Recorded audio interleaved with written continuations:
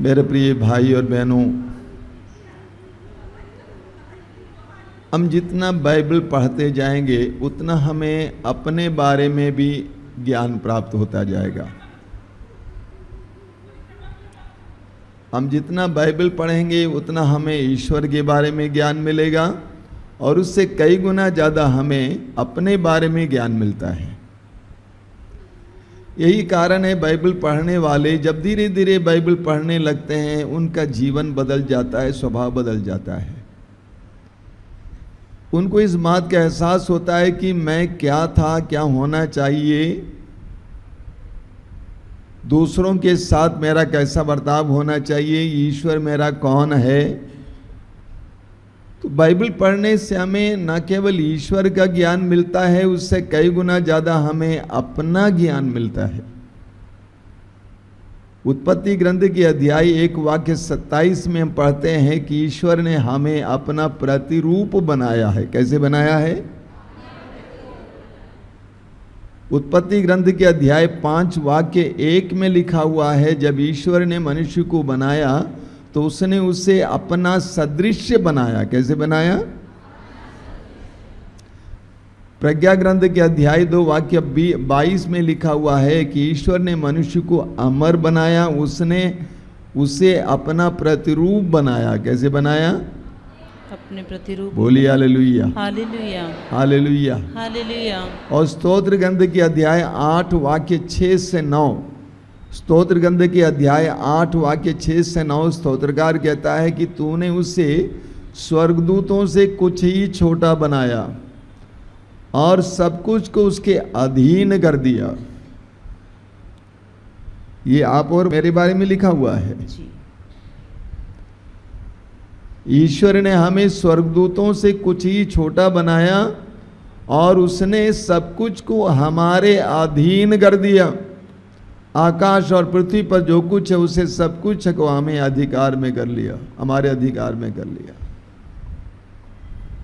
हम उत्पत्ति ग्रंथ में पढ़ेंगे प्रभु ईश्वर ने आदम और हेवा को आशीर्वाद दिया, कहा कि सब कुछ पर अधिकार जमाओ।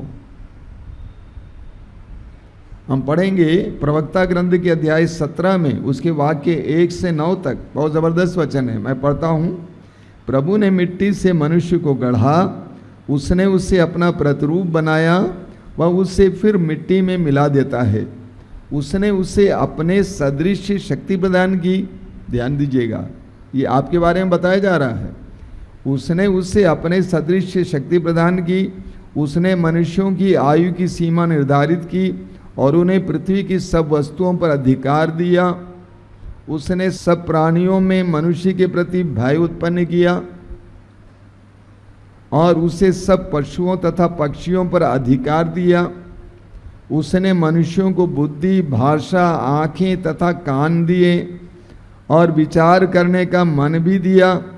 उसने उन्हें विवेक से संपन्न किया और भलाई तथा बुराई की पहचान से उसने उनके मन की आँखों को ज्योति प्रदान की, जिससे वे उसके कार्यों की महिमा देख सकें और उसके पवित्र नाम का स्तुतिगान एवं महिमामय कार्यों का बखान करें। उसने उन्हें ज्ञान का वरदान दिया और जीवन प्रद नियम प्रदान किया। हम पवित्र आत्मा के अभिषेक के लिए प्रार्थना करते हैं, यही अभिषेक है, यही अभिषेक है। ईश्वर ने हमें अपना प्रतिरूप बनाया, अपने सदृश्य बनाया, यही पवित्र आत्मा का अभिषेक है। लेकिन जब मनुष्य ने ईश्वर की आज्ञा का उल्लंघन किया, पाप किया, तो मनुष्य का स्वभाव बिगड़ गया। वह इंसान जिसको ईश्वर ने अपना प्रतिरूप बनाया, अपना सदृश्य बनाया, जिसके अधीन सब कुछ को किया, वही इंसान अब डरने लगता है, डरने वाला इंसान बनता है। वही इंसान ईश्वर से दूर भागने वाला इंसान बनता है। वही इंसान पेड़ों के पीछे छिपने वाला इंसान बनता है। वही इंसान नंगा बन जाता है। मनुष्य मांस मात्र रह गया है। मेरा आत्मा उसमें निवास नहीं करेगा, क्योंकि मनुष्य मांस मात्र रह गया है। आज के इंसान को देखिए, मांस मात्र रह गया है। कहां है ईश्वर का आत्मा? आज का इंसान धन संपत्ति भोग विलास में जीना चाहता है।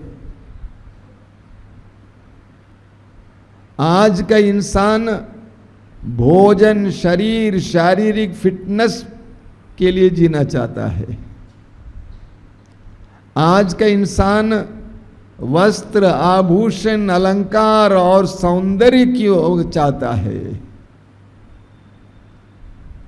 आज का इंसान अश्लीलता, वासना और लैंगिक सुख को जीवन का सब कुछ मानता है।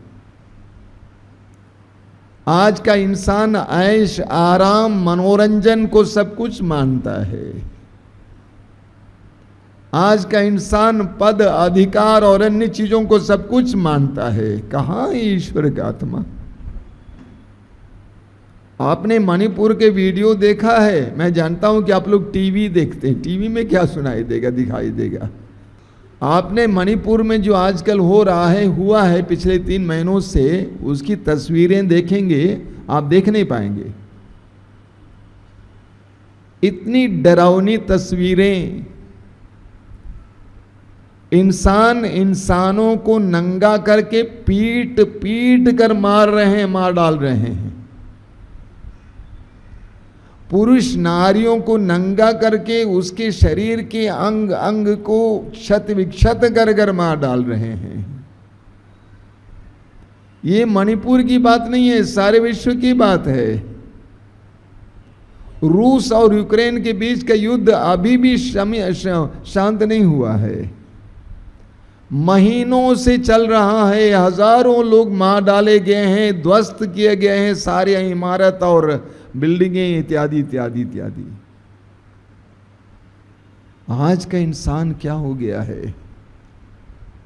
जब मैं आत्माभिषेक के लिए अपने आप को तैयार कर रहा था, प्रभु मुझसे बोल रहा है कि ये कुछ लोगों की आवश्यकता नहीं है, सारे संसार को, समस्त मनुष्य को आज आत्मा के अभिषेक की जरूरत है।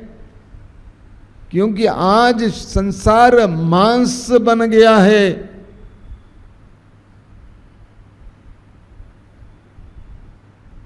यूहन्ना के सुसमाचार के अध्याय 6 वाक्य 63 में प्रभु यीशु कहते हैं, आत्मा ही जीवन देता है, मांस से कुछ लाभ नहीं, व्यर्थ है। आत्मा ही जीवन देता है और मांस से कुछ लाभ नहीं है। रोमियों के पत्र के अध्याय 8 वाक्य 5 और 6 में हम पढ़ेंगे, संत पौलुस कहते हैं, जो शरीर के अनुसार जीवन जीता है वो शरीर की आवश्यकताओं के बारे में सोचता है, जिसका परिणाम है मृत्यु। जो शरीर के अनुसार जीवन जीता है उसका परिणाम है मृत्यु। यह शरीर कितना भी सुंदर क्यों ना हो, कितना ही सुडौल क्यों ना हो, कितना भी फिट क्यों ना हो, ये हमें मृत्यु के आगे नहीं ले जा सकता है। ये हमें स्मशान घाट के आगे, कब्रिस्तान के आगे नहीं ले जा सकता है। प्रभु यीशु कहते हैं, मांस व्यर्थ है, आत्मा ही जीवन देता है। स्तोत्र 51 वाक्य 13, स्तोत्र 51 वाक्य 13 में राजा दाऊद पाप के बाद क्या करता है, क्या कहता है? अपने पवित्र आत्मा से मुझे वंचित न कर। दाऊद कहता है कि प्रभु, मैं पवित्र आत्मा का सामर्थ्य अनुभव कर चुका हूं, मुझे पवित्र आत्मा से वंचित नहीं करना। मैंने पाप की, अपराध किया, लेकिन अपने पवित्र आत्मा से मुझे वंचित नहीं करना। हमारे अंदर पवित्र आत्मा नहीं रहेगा तो हम क्या हो जाएंगे? हम इसके बारे में आने वाले दिनों में एक एक करके मनन चिंतन करेंगे। सामुएल के पहले ग्रंथ के अध्याय 16 वाक्य 14 में हम पढ़ते हैं राजा साउल के बारे में। वहां पे लिखा हुआ है कि राजा साउल को पवित्र आत्मा छोड़ दिया, पवित्र आत्मा छोड़ दिया और एक दुष्ट आत्मा उसको सताने लगी। पवित्र आत्मा उसको त्याग दिया। तो राजा दाऊद कहता है कि प्रभु अपने पवित्र आत्मा से उनसे वंचित ना कर।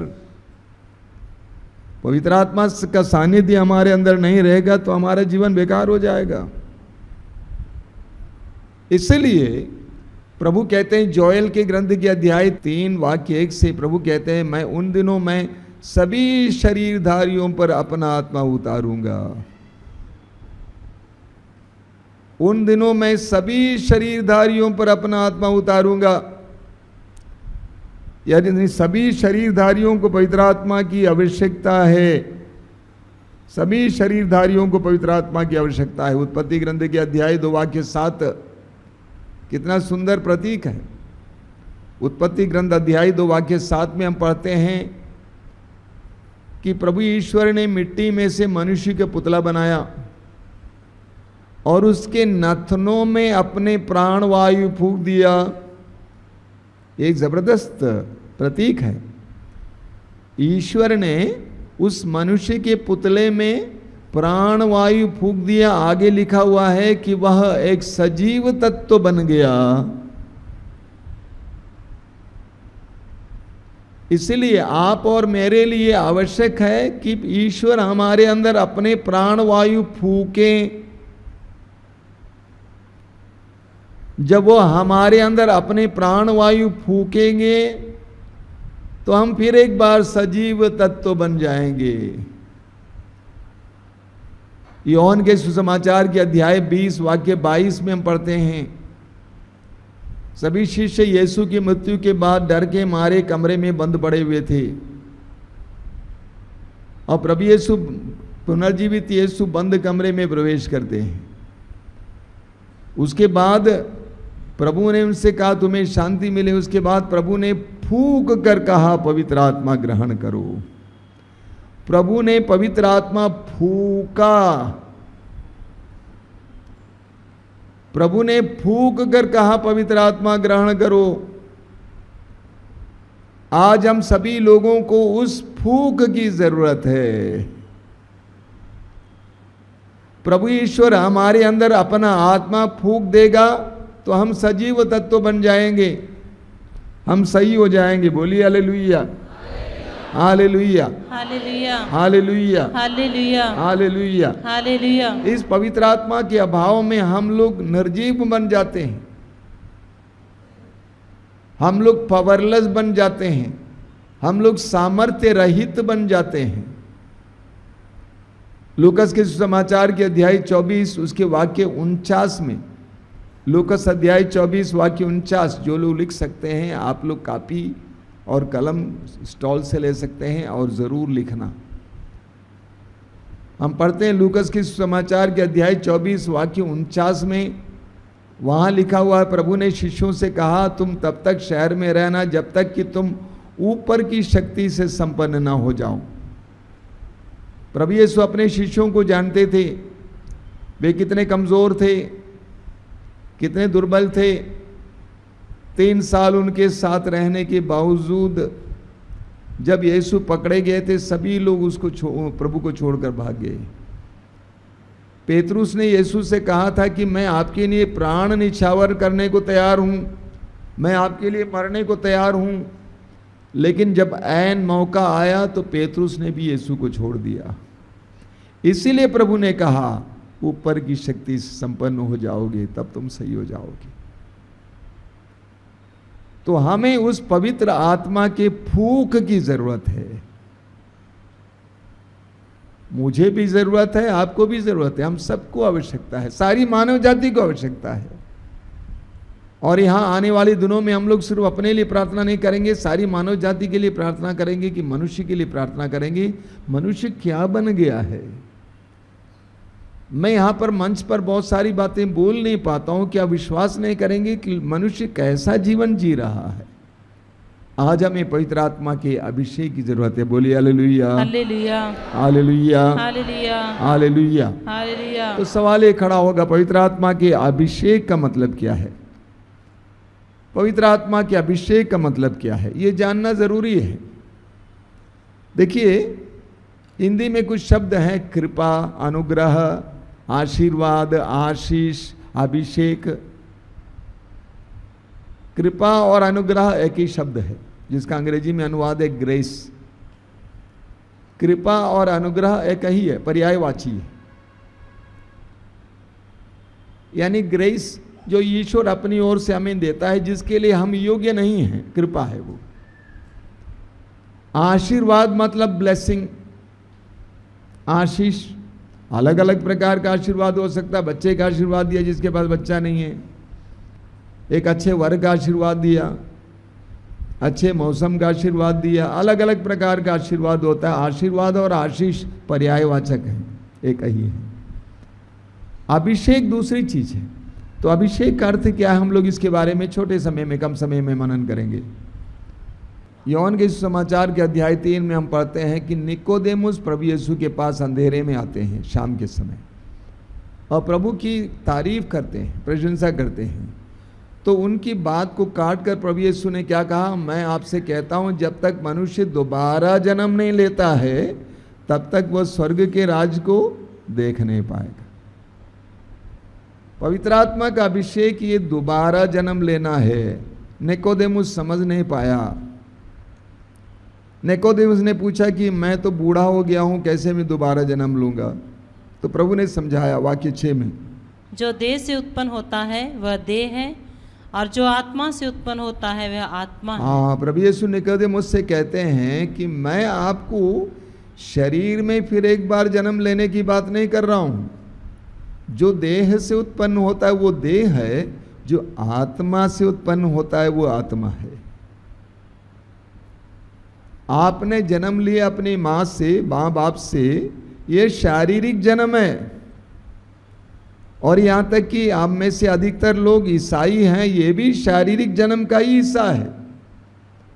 आप बगल के हिंदू परिवार में जन्म लिए होते तो आप हिंदू होते, ये भी शारीरिक जन्म का ही हिस्सा है। ये काफी नहीं है।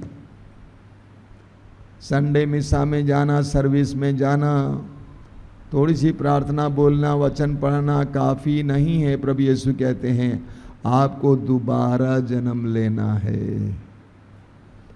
फिर निकोदेमुस समझ नहीं पाया। वाक्य 9-8 में प्रभु ने समझा दिया निकोदेमुस को। पढ़िए, पवन जिधर चाहता है उधर बहता है, आप उसकी आवाज़ सुनते हैं किंतु यह नहीं जानते हैं कि वह किधर से आता और किधर जाता। जो आत्मा से जन्मा है वह ऐसा ही है। हाँ, पवन जिधर चाहता, हवा जहाँ चाहता है वहाँ बहता है। क्या ये बिल्डिंग जहाँ चाहती है वहाँ वहाँ वहाँ वहाँ बह सकती है? क्यों? क्योंकि बधी हुई है। ये बधी हुई है। आप जहाँ चाहते हैं वहाँ बह सकते हैं क्या? नहीं। अगर ऐसी बात होती तो आप टिकट क्यों लेते, ट्रेन में क्यों बैठते? आप सीधे यहाँ पे आ जाते। तो प्रभु यीशु कहते हैं जो पवित्र आत्मा में जन्मा है वह पवन की तरह है, हवा की तरह है। वो हवा की तरह है। वास्तव में पेंतकोस के दिन यही हुआ था। पेंतकोस के दिन तक शिष्य अपने मन की बात सोचते थे, अपने मन का काम करते थे। लेकिन पेंतकोस के दिन शिष्यों को पवित्र आत्मा में एक नया जन्म मिला। और उस समय से आप प्रेरित चरित्र पढ़िएगा, आप देखेंगे उस समय से वे पवित्र आत्मा से संचालित हुए। ये अभिषेक है, यानी पूरी तरह से पवित्र आत्मा के अधीन होना। आज हम ईमानदारी से अपने आप को देखेंगे, हम देखेंगे हम कैसा जीवन जीते हैं। मनमाना जीवन जीते हैं।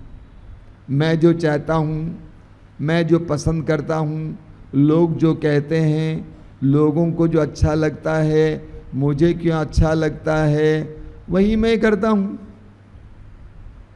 ऐसा जीवन मैं जीता हूं। लेकिन अब प्रेरित चरित्र उठाइए, शिष्य किस तरह का जीवन जीते थे? शिष्य पवित्र आत्मा के अधीन होकर जीवन जीते थे। उनको बताया जाता था वहां मत जाओ, तो वे वहां नहीं जाते थे। उनको बताया जाता है कि यहां पे आओ, तो वहां जाते थे। तो पवित्र आत्मा के अधीन जीवन जीना बहुत कठिन है। बोलिए हालेलुया, हालेलुया, हालेलुया, हालेलुया। हाँ, आप एक गलत साधना में भाग लेने आए हैं। आप एक खतरनाक साधना में भाग लेने आए हैं। पवित्र आत्मा के अभिषेक का मतलब है पवित्र आत्मा के अधीन होना, अपनी इच्छा के अनुसार जीवन जीना नहीं, बल्कि पवित्र आत्मा की इच्छा के अनुसार जीवन जीना। पवित्र आत्मा का अभिषेक होने से जिस तरह पेंतकोस्त के बाद शिष्य पवित्र आत्मा के अधीन हो गए, उसी तरह हम भी पवित्र आत्मा के अधीन हो जाएंगे। आप विश्वास नहीं करेंगे, कुछ साल पहले मुझे छत्तीसगढ़ से एक फ़ोन कॉल मिला था।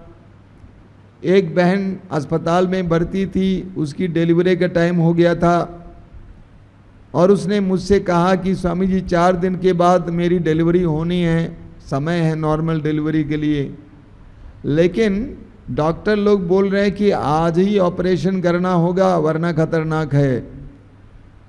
तो मैंने आपको फ़ोन किया ये पता लगाने के लिए मैं क्या करूं, क्या ऑपरेशन कराऊं या दिन का की उम्मीद रखूं कि प्रतीक्षा करूं। मतलब जीवन और मृत्यु के बीच में है, तब भी वो बहन जानना चाहती है कि प्रभु की इच्छा क्या है। मैं तो इस बात को सुनकर अवाक रह गया। मैंने प्रार्थना की, प्रार्थना में मुझे प्रेरणा मिली, डॉक्टर जैसे कहेगा वैसे मानो। मैंने कहा जैसे डॉक्टर बोलेगा वैसे मानना। तो अभिषेक का मतलब है पवित्र आत्मा से परिपूरित होना, पवित्र आत्मा के द्वारा संचालित होना। जब हम प्रभु यीशु के जीवन को देखते हैं, प्रभु यीशु पवित्र आत्मा से भरे हुए थे और प्रभु यीशु पवित्र आत्मा द्वारा संचालित हुए थे। एक बहुत ही रोचक बात है, आप पढ़ेंगे लूकस के समाचार के अध्याय 3 वाक्य 21, 22 इत्यादि में आप पढ़ेंगे। जब प्रभु यीशु प्रार्थना कर रहे थे, पवित्र आत्मा प्रभु यीशु के ऊपर उतर आया कपोत के रूप में। अगले अध्याय में अध्याय 4 में हम पढ़ेंगे कि वही पवित्र आत्मा प्रभु यीशु को निर्जन प्रदेश में 40 दिन और 40 रात उपवास और प्रार्थना के लिए ले जाता है। सुन रहे हैं ना जी, सुन रहे हैं ना जी हाँ। कई लोग ऐसे होते हैं जो करिश्माई प्रार्थना में गए, एक बार पवित्र आत्मा का अभिषेक मिल गया तो बोलते हैं सब कुछ मिल गया है।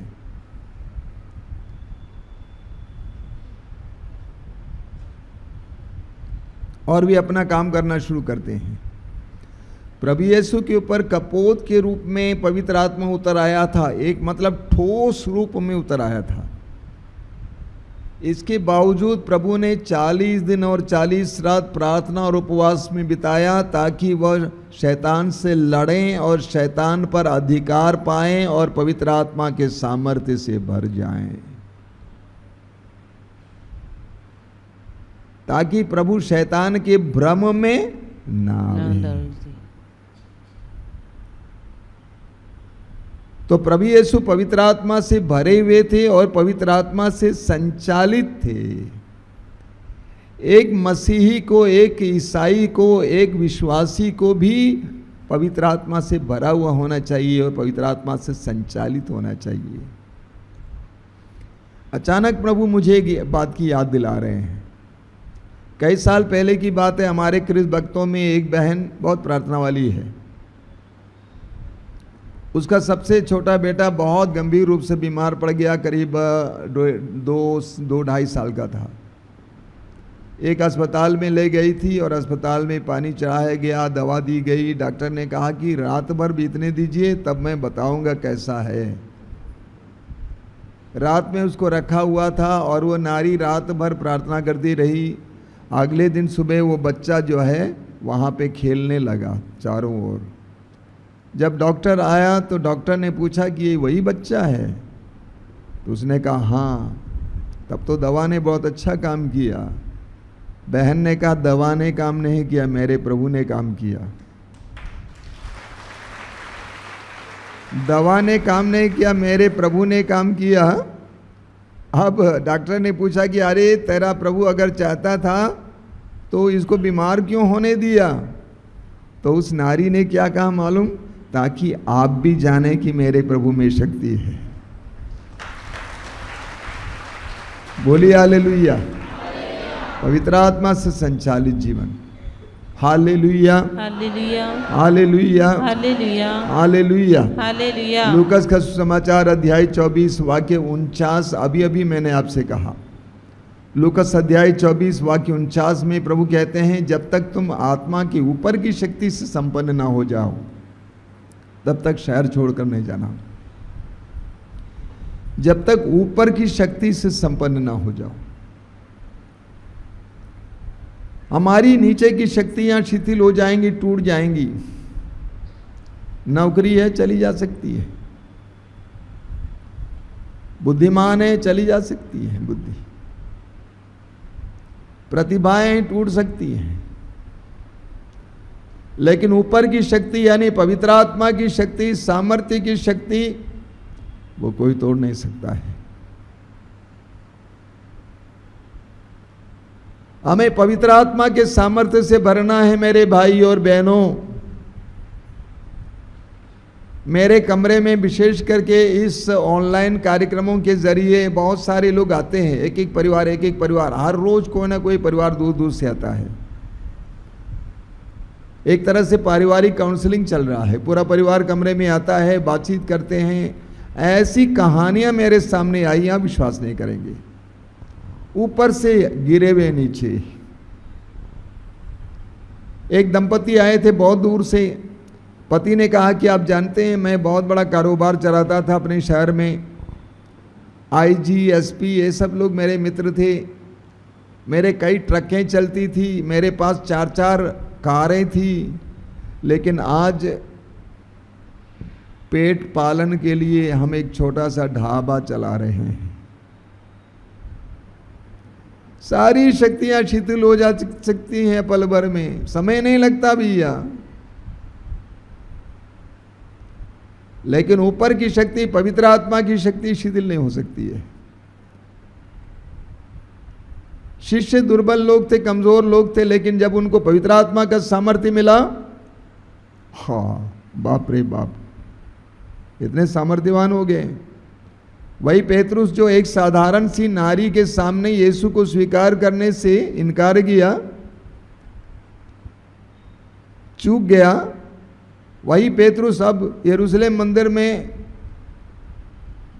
पेंतकोस्त पर्व मनाने के लिए आए हुए हजारों लोगों के सामने खड़ा होकर ऊंची आवाज में बोल रहा है। उस समय लाउड साउंड सिस्टम तो था ही नहीं।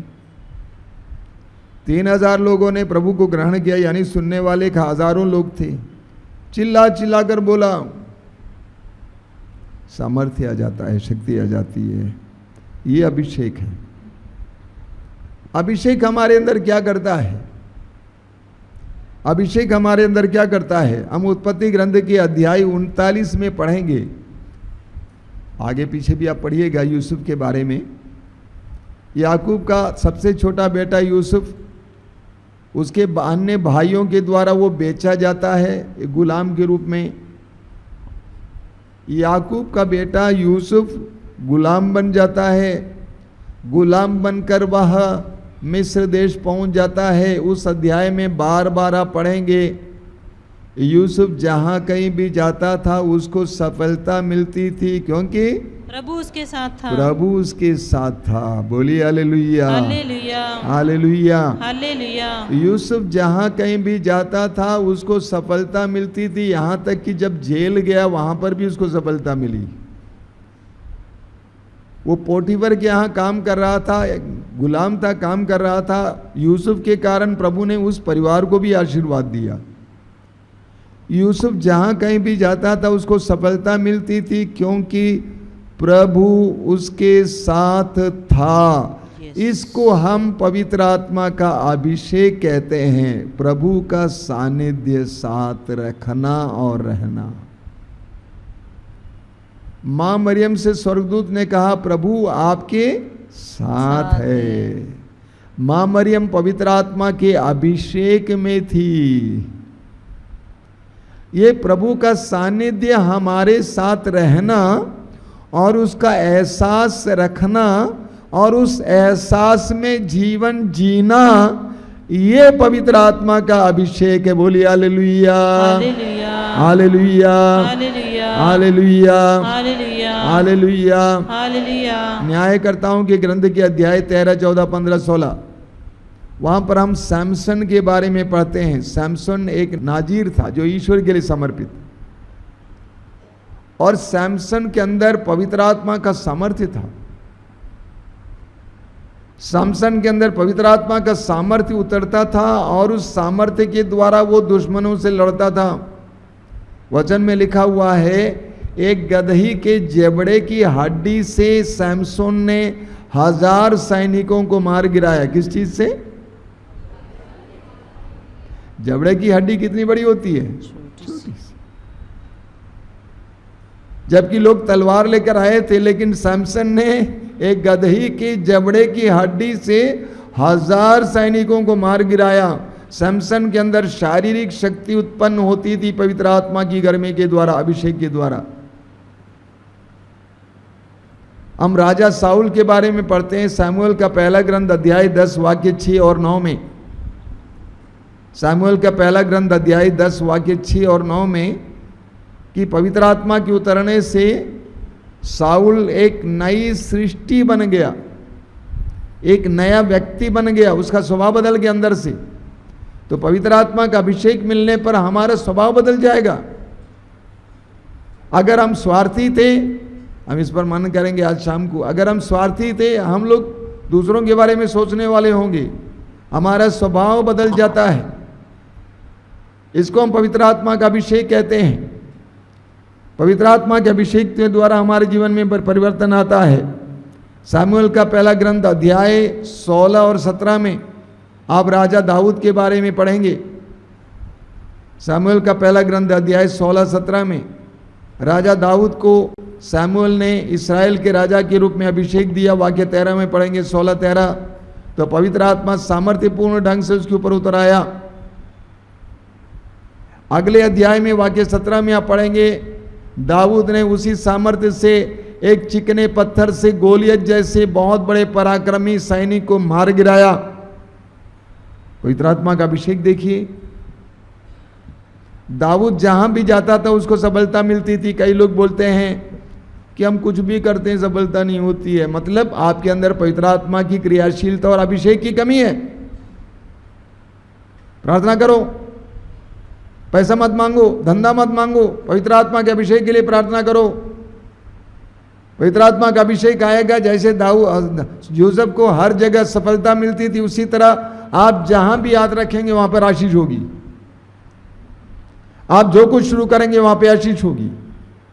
उसी तरह जिस तरह दाऊद ने एक चिकने पत्थर से गोलियत को गिराया, मार गिराया, उसी तरह जब आपके अंदर पवित्र आत्मा का सामर्थ्य आएगा कि आपको किसी से डर नहीं होगा। बहुत सारे ईसाई लोग बहुत डरते हैं। पवित्र आत्मा का अभिषेक होगा, आप किसी से नहीं डरेंगे। मेरे कहने का मतलब घमंड नहीं है, लेकिन डरना। हम निसंकोच जीवन जिएंगे, बिना डर के जीवन जिएंगे। कई लोग अपने भविष्य के बारे में डरे हुए हैं। अब क्या होगा, अब क्या होगा। यहाँ पे बहुत सारे ऐसे लोग हैं जो मुझसे मिलने भी आए थे। अब क्या होगा, क्या करना होगा। डोंट वरी, पवित्र आत्मा का अभिषेक आएगा, सब कुछ नियंत्रण में आ जाएगा। बोलिए हालेलुया, हालेलुया, हालेलुया, हालेलुया।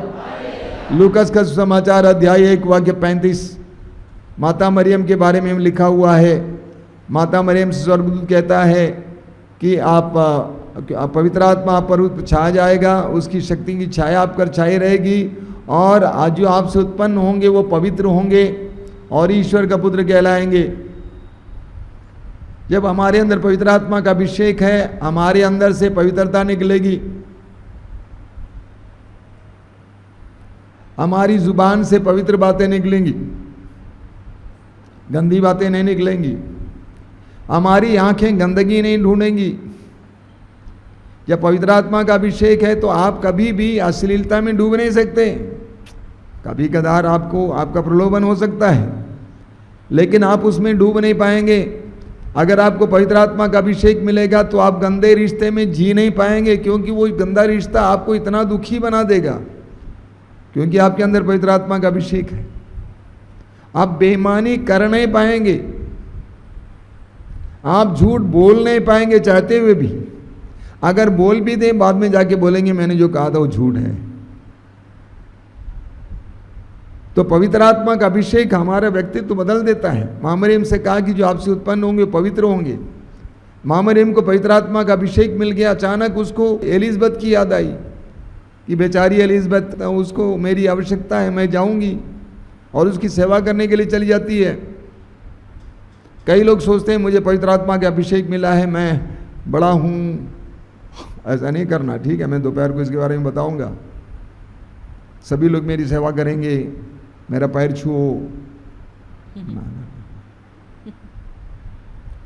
पवित्र आत्मा का अभिषेक मिलता है तो हम लोग सेवा करने के बारे में सोचते हैं, दूसरों की आवश्यकता के बारे में सोचते हैं, दूसरों के बारे में सोचते हैं, अपने बारे में कम सोचेंगे।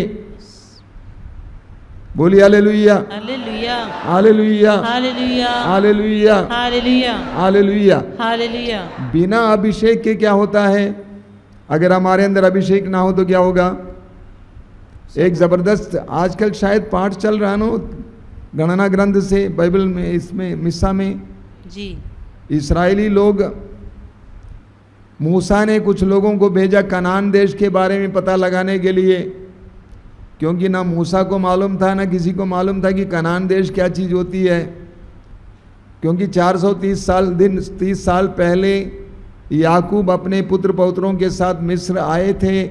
उसके बाद कोई कनान देश थोड़ी गया था, किसी को नहीं मालूम था, ना मूसा को मालूम था, किसी को मालूम था। इतना मालूम था कि प्रभु ने कहा मैं तुम्हें कनान देश ले चलूँगा। जब कनान देश पहुँचने वाले थे तो मूसा ने 12 लोगों को वहाँ पता लगाने के लिए भेजा कि वहाँ की स्थिति क्या, कैसे लोग रहते हैं, कैसा जलवायु है, क्या क्या कैसी खेती होती है। याकूब के 12 गोत्रों में से एक एक को चुनकर चुनिंदे लोग वहाँ पर भेजे गए, और वे लोग जाकर 40 दिन में वापस आए। कितने दिन में वापस आए? 40 दिन में। यानी वहाँ गए, पूरा पता लगाए, कम से कम 8-10 दिन लगा होगा पता लगाने के लिए, घूमने फिरने इत्यादि के लिए, तब वापस आए 40 दिन में। लेकिन उनमें से एक जिसका नाम कालेब है, जो यूदा वंशी था, सिर्फ उसने आकर पॉजिटिव रिपोर्ट दिया, अच्छा रिपोर्ट दिया। कहा कि दूध और मधु की नदियां बहती हैं, वहाँ के लोग बलवान हैं, लेकिन हम लोग हरा सकते हैं क्योंकि प्रभु हमारे साथ है ना। लेकिन बाकी लोगों ने आकर कहा कि वहाँ के लोग बड़े खतरनाक हैं, बड़े बड़े ऊंचे कद के हैं, उनके सामने हम टिड्डियाँ जैसे हैं, वे लोग हमें खा जाएंगे। ये सुनकर पूरे इस्राएली लोग रात भर विलाप करते रहे। हो ये मूसा ने हमें क्यों मिस्र देश से यहाँ पे ले आया है? हम मर जाएंगे, वे लोग हमें खा जाएंगे, हम लोग मिस्र में गुलाम की तरह जीते। यह सुनकर प्रभु को बहुत बुरा लगा। यानी इस्राएलियों ने प्रभु की उस प्रतिज्ञा के सामने एक बहुत बड़ा सवाल खड़ा कर दिया, क्या वो सच्चा है, वो झूठ बोला है? इसीलिए प्रभु ने कहा 40 दिन में वे लोग जाकर वापस आए। उस जगह को पहुंचने के लिए तुम्हें अभी 40 साल लगेंगे। 40 साल मरु प्रदेश में भटक भटक कर वे कानान प्रदेश पहुंच जाते हैं, जबकि वे 1.5-2 सप्ताह में पहुंच सकते थे। क्या मेरी बात समझ में आ रही है? जी हाँ, समझ में आ रही है जी। 2 सप्ताह में जहां पर पहुंच सकते थे वहां पर 40 साल के बाद पहुंचे। इस बीच में जितने लोगों ने ईश्वर से विद्रोह किया सभी मर भी गए। यह है बिना अभिषेक की जिंदगी का एक सुंदर नमूना। कठोर परिश्रम करते हैं लेकिन उसके अनुसार फल नहीं मिलता। वहां पहुंचना चाहते हैं लेकिन टेढ़े मेढ़े भटक भटक कर वहां पहुंच जाते हैं, लेकिन जिसके अंदर अभिषेक है सीधे पहुंच जाता है। बोलिए हालेलुया, हालेलुया। हालेलुया। हालेलुया। अभिषेक के अभाव में क्या होता है, सबको जानना जरूरी है, मसीहों को जानना जरूरी है। मैं जानता हूं कि इस वचन को अन्य हजारों लोग सुनेंगे, ये जानना जरूरी है। यूहन्ना का सुसमाचार अध्याय 15 वाक्य 5 में प्रभु यीशु क्या कहते हैं, मैं दाखलता हूं तुम डालियां हो, जो मुझ में रहता और मैं जिसमें रहता हूं बहुत फलता है, क्योंकि मुझसे अलग रहकर तुम कुछ भी नहीं कर सकते। क्या बोले प्रभु यीशु, मुझसे अलग रहकर तुम कुछ भी नहीं कर सकते। सीधी सी बात है, मुझसे अलग रहकर तुम कुछ भी नहीं कर सकते, बिना अभिषेक के तुम कुछ भी नहीं कर सकते। परिश्रम करो 18 घंटे नहीं होगा। अगर आपके अंदर अभिषेक है, आपको 18 घंटे काम करने की आवश्यकता नहीं होगी। 4 घंटे में या 8 घंटे में, 18 घंटे में जो आपका जो परिश्रम का पारिश्रमिक मिलता है वो आपको मिल जाएगा। लूकास अध्याय 11 वाक्य 23, जो मेरे साथ नहीं बटोरता है वो बिखेरता है। यही होता है, बिना अभिषेक के हम बिखेरते हैं, हम बटोरते नहीं हैं। जब हमारे अंदर अभिषेक नहीं होता है तो हम बिखेरते हैं। अब हम लोग कैसे अभिषेक प्राप्त कर सकते हैं, इसके बारे में हम लोग आने वाले दिनों में मनन चिंतन करने जा रहे हैं। कैसे अभिषेक प्राप्त कर सकते हैं, प्रभु यीशु ने अपने शिष्यों को सिखाया कैसे अभिषेक प्राप्त करना है। प्रेरित चरित्र अध्याय 1 वाक्य 4 और 5 में प्रभु ने कहा कि तुम्हें प्रतीक्षा करनी है, और उन्होंने प्रतीक्षा की। कैसे प्रतीक्षा की, वाक्य 14 में आप पढ़ेंगे। प्रेरित चरित्र अध्याय 1 वाक्य 14 में, मां मरियम, अन्य नारियां और प्रेरित एक साथ प्रार्थना में लीन थे। प्रार्थना में लीन थे। बिना प्रार्थना के किसी को अभिषेक मिलेगा नहीं। बिना अभिषेक के आपके जीवन में सफलता नहीं मिलेगी।